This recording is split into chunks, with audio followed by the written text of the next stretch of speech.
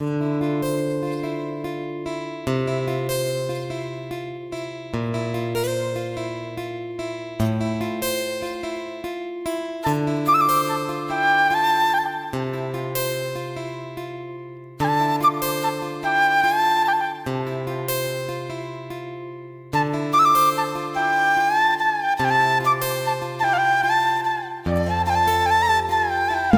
ఎమ్మెల్యేగా మేము ప్రమోట్ చేస్తూనే ఉన్నాము.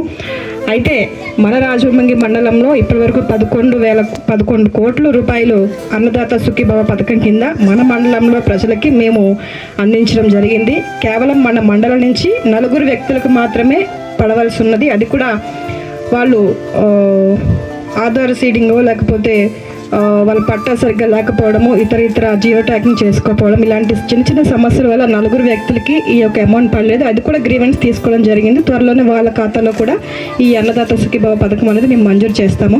అయితే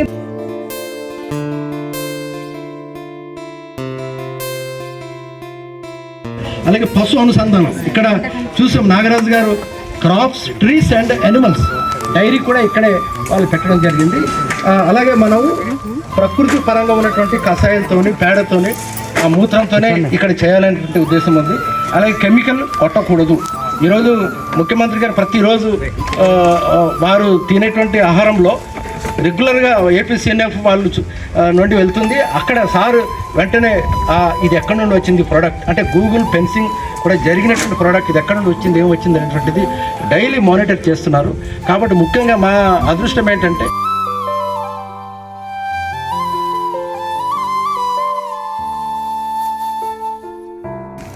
మనకి నెలవారీ వచ్చేటువంటి తోటకూర మొదలుకొని అన్ని రకాలటువంటి చెట్లు ఉన్నాయి.